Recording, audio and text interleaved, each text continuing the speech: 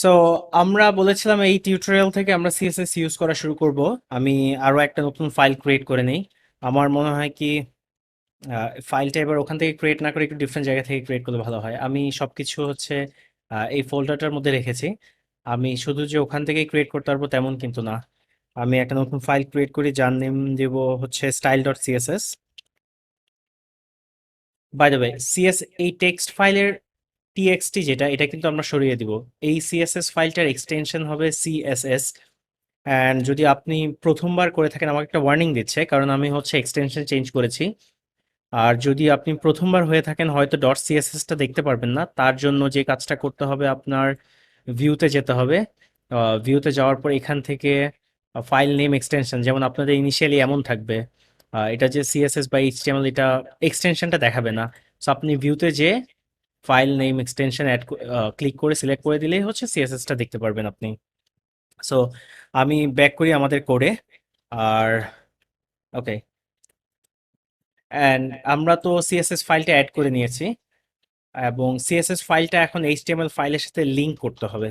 তার জন্য হেড ট্যাগে আমি আরো একটা জিনিস লিখবো, আরো একটা ট্যাগ লিখবো, সেটা হচ্ছে LINK, অ্যান্ড ট্যাব চাপবো, এটা কমপ্লিট হয়ে যাবে। এখানে দেখতে পাচ্ছেন দুটো অ্যাট্রিবিউট আছে, একটা হচ্ছে রেল, একটা হচ্ছে টাইপ, এবং আরেকটা হচ্ছে HREF।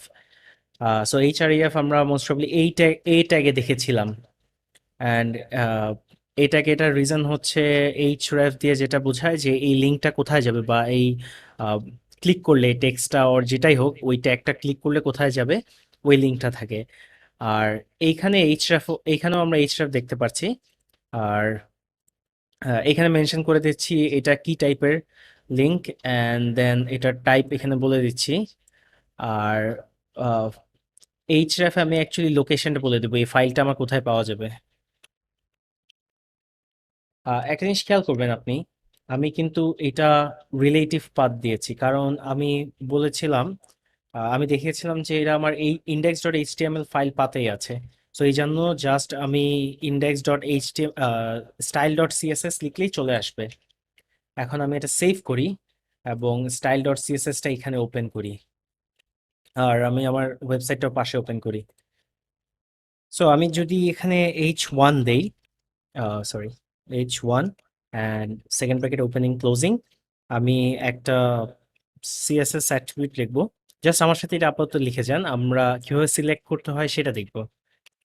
সো কালার বললাম রেড, অ্যান্ড আমি যদি রিলোড করি দেখতে পাচ্ছেন H1 যেই ট্যাগগুলো ছিল সবগুলো রেড হয়ে গেছে। ঠিক সেম ভাবে আমি যদি H4 সিলেক্ট করি, যেগুলা H4 শুধু সেগুলো রেড হচ্ছে। অ্যান্ড আমি যদি পি ট্যাগটা সিলেক্ট করি, যেগুলা পি ট্যাগ সেটা সিলেক্ট হচ্ছে, সেটার কালার চেঞ্জ হবে। সো আমি কোনো একটা ট্যাগ সিলেক্ট করে দেন ওটার মধ্যে কোনো একটা ডিজাইন বা কোনো একটা সিএসএস লিখতে পারি কোনো একটা অ্যাট্রিবিউট দিয়ে। প্যাটার্নটা খেয়াল করবেন। আমি কোনো, এটা হচ্ছে, এই পার্টটা হচ্ছে সিলেক্টর। আমি যদি সিএসএস এর ওদের হচ্ছে W3 স্কুলে এখানে যাই, আমি সিএসএস এ যাই, অ্যান্ড দেন ওদের ইন্ট্রোডাকশনে মনে হয় একটা সুন্দর করে দেয়া আছে সিনট্যাক্স। হ্যাঁ। সো আমার প্রথমে একটা ট্যাগ হোক বা যেটাই হোক সেটা হচ্ছে একটা সিলেক্টর, একটা ট্যাগ, একটা এলিমেন্ট, সেটা দিয়ে আমি লিখছি সিলেক্টরটা। দেন এটার মধ্যে হচ্ছে সেকেন্ড ব্র্যাকেট ওপেনিং ক্লোজিং, আর তার মধ্যে হচ্ছে আমি কোনো একটা প্রপার্টি বলছি যে কোন প্রপার্টিটা চেঞ্জ হবে এবং ওই প্রপার্টিটার ভ্যালু কি হবে। অ্যান্ড আমি অ্যাকচুয়ালি, ওরা হচ্ছে একটা লাইনেই দেখিয়েছে, আমি নেক্সট লাইনেও চাইলে আরেকটা জিনিস দিতে পারি। সেটা হচ্ছে ব্যাকগ্রাউন্ড কালার, কালার হচ্ছে ব্লু। সো আমি আরো একটা প্রপার্টি ডিক্লেয়ার করেছি এবং প্রপার্টিটার ভ্যালু ডিক্লেয়ার করেছি। আমি যদি এটা সেভ দেই এবং পেজটা রিলোড দেই, আপনি দেখতে পাচ্ছেন এটা ব্যাকগ্রাউন্ড কালার চেঞ্জ হয়ে গেছে এবং টেক্সটের কালারটা রেড। সো আমি পি ট্যাগ দিয়ে জিনিসটা সিলেক্ট করতে পারবো। আমি জিনিসটাকে ডিভ দিয়ে সিলেক্ট করতে পারবো। এখন আসি ক্লাস নেইমে একটা জিনিস, আমি ডিভ যেহেতু একটা ট্যাগ, আমি ডিভ দিয়েও সিলেক্ট করতে পারবো, বডি দিয়েও সিলেক্ট করতে পারবো। আমি দেখাই আপনাকে। বডিতে আপনি বাম পাশে দেখতে পাচ্ছেন কিছু গ্যাপ আছে, কিছুটা গ্যাপ আছে। আমি আসলে বডি দিয়ে একটা সিলেক্ট করে দেখাই। সো বডিটা লিখি, আমি এটার ব্যাকগ্রাউন্ড কালার দেই হচ্ছে কালার দেই হচ্ছে গ্রে। এখন যদি আমি রিলোড দেই দেখতে পাচ্ছেন পুরোটা বডির ব্যাকগ্রাউন্ড কালার চেঞ্জ হয়ে গেছে। অ্যান্ড দেন আমি এখানে আসি, আমি যদি ডিভ সিলেক্ট করি কি হয় দেখি। এখানে হয়তো আপনি দেখতে পাচ্ছেন পুরোটাই চেঞ্জ হয়ে গেছে।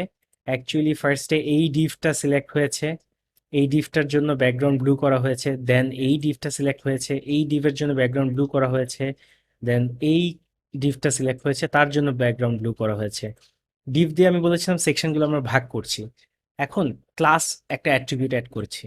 সো ক্লাসের যেটা সবচেয়ে বড় অ্যাডভান্টেজ, আপনি ক্লাস সিলেক্ট করে করে আপনি সিএসএস অ্যাপ্লাই করতে পারেন। এখন আমি ক্লাস দিয়ে সিলেক্ট করে দেখাবো। সো ক্লাস দিয়ে করার জন্য আমি ট্যাগের জন্য কিন্তু আমি কোনো কিছু অ্যাড করিনি, কিন্তু ক্লাসের জন্য আমার আগে একটা ডট অ্যাড করতে হয়, দেন ক্লাস নেমটা দিতে হয়। সো এটা আমার মেইন ক্লাস। আমি মেইন ক্লাসে কালার রেখেছি রেড, ব্যাকগ্রাউন্ড রেখেছি ব্লু। আমি যদি সেভ করি রিলোড দেই, ওকে, হ্যাঁ সেভ করে রিলোড দেই, যেহেতু আমার মেইন ক্লাসে জিনিসটা দেয়া, তার জন্য আমার পুরাটার উপর চলে আসছে। ভেতরে টেক্সটগুলো সব রেড হয়ে গেছে কালারের কারণে, ব্যাকগ্রাউন্ড কালার ব্লু হয়েছে। এখন যদি এই ক্লাসটা সিলেক্ট করি, ইন্ট্রো, এইটা যদি সেভ করি, আচ্ছা আমার এখানে স্পেলিং মিস্টেক, ইন্ট্রো। সো আমি যদি এটা দেই সেভ করি, এবং এটা সেভ করা হয়নি, দেখতে পাবেন এখানে একটা ডট থাকে। সো এখন দেখতে পাচ্ছেন আমি ফার্স্ট ক্লাসটা সিলেক্ট করেছি। ফার্স্ট এই ডিভটা সিলেক্ট করেছি অ্যাকচুয়ালি ক্লাস দিয়ে। ক্লাস দিয়ে আমি এই ডিভটাকে সিলেক্ট করেছি, দেন ওটার ব্যাকগ্রাউন্ড কালার দিয়েছি ব্লু, অ্যান্ড ভেতরে কালার দিয়েছি রেড। সো আমি দেখিয়েছি আমরা কোনো একটা ট্যাগ দিয়ে সিলেক্ট করতে পারি, সিলেক্ট করে হচ্ছে তার উপরে সিএসএস অ্যাপ্লাই করতে পারি, কোনো একটা ক্লাস দিয়ে করতে পারি, দেন এই ট্যাগ এই এলিমেন্টগুলো ইউজ করে আমরা করতে পারি। হোয়াট ইজ আইডি, আমি একটা আইডি লিখি। আইডি হচ্ছে অ্যাবাউট মি। সো এটা সেভ করে আসি। দেখতে পাচ্ছেন এখানে একটা ডট, অ্যান্ড আমি বলেছি ক্লাসের জন্য আগে একটা ডট দিতে হয়, আর আইডির জন্য আগে একটা হ্যাশ দিতে হয়। অ্যান্ড আইডিতে যদি আমি ব্যাকগ্রাউন্ড কালার সেম জিনিসটা নিয়ে আসি, একটু চেঞ্জ করে দিব, কালার হচ্ছে গ্রিন, অ্যান্ড ব্যাকগ্রাউন্ড কালার দিই হচ্ছে রেড। সো সেভ করি। এখন আমি যেটা সিলেক্ট করলাম সেটা হচ্ছে আইডি ইউজ করে, অ্যান্ড এখানে হচ্ছে আমি আইডি দিয়েছি, আইডি ইউজ করে সিলেক্ট করেছি। এখন যদি আমি রিলোড দিই, খুবই বাজে হয়েছে। ওকে, সো ভেতরের কালারগুলো গ্রিন, টেক্সটের কালারগুলো গ্রিন, কারণ আমি এখানে বলেছি colour green, and background colour red. So আমি আইডি দিয়েও সিলেক্ট করেছি। এখন আপনার হয়তো কোয়েশ্চেন হতে পারে আইডি এবং ক্লাস এই দুটার মধ্যে ডিফারেন্স কি। দুটার ঠিক এইটা যদি আমি কপি করি অ্যান্ড পেস্ট করি, আহ, দুটো জিনিস, অ্যাবাউট মি, ওকে, রিলোড দিই। সো আপনি দেখতে পাচ্ছেন যে দুটা সেকশন আমি জাস্ট কপি করে বসিয়েছি, অ্যান্ড আইডি দিয়ে দুটাকে সিলেক্ট করে আমি স্টাইল দিয়েছি। সো এইচটিএমএল, আমাদের ব্রাউজার হচ্ছে স্মার্ট এনাফ যে মাল্টিপল আইডি থাকলেও সবগুলোর মধ্যে হচ্ছে সিএসএস অ্যাপ্লাই করে দিয়েছে। বাট আইডিটা ইউজুয়ালি বোঝায় হচ্ছে কোনো একটা ডিভের, কোনো একটা এলিমেন্টের বা কোনো একটা ট্যাগের একটা ইউনিক প্রপার্টি, যেটা দিয়ে আমি শুধু ওই স্পেসিফিক ট্যাগটাকেই সিলেক্ট করতে পারবো, ওই স্পেসিফিক এলিমেন্টটাকেই সিলেক্ট করতে পারবো। So ID actually multiple Times use করা উচিত না, এবং ইউজ কর আই মিন আপনি লিখতে পারবেন, কেউ আপনাকে আটকাবে না, কোনো ব্রাউজার কোনো এরর দিবে না আপনাকে, বাট আইডিটা মাল্টিপল টাইমস ইউজ করা উচিত না। একটা ডিভের জন্য বা একটা এলিমেন্টের জন্য একটাই আইডি ইউজ করা উচিত। যেমন আমি এটা এখন হচ্ছে আমি ডিভে ইউজ করেছি, এই আইডিটা যদি আমি H1-এ অ্যাড করি, অ্যান্ড আপনি দেখতে পারবেন হচ্ছে এইখানে এইটার জন্য H1টা এই আইডি ধরে এর মধ্যে কালার সিলেক্ট হয়ে গেছে। সো আমরা আইডি কখনোই মাল্টিপল টাইমস ইউজ করব না। যদি মাল্টিপল ডিভে বা মাল্টিপল এলিমেন্টে অর মাল্টিপল ট্যাগে সেম ডিজাইন অ্যাপ্লাই করতে হয়, সেক্ষেত্রে আমরা তার জন্য সেম ক্লাস অ্যাড করব।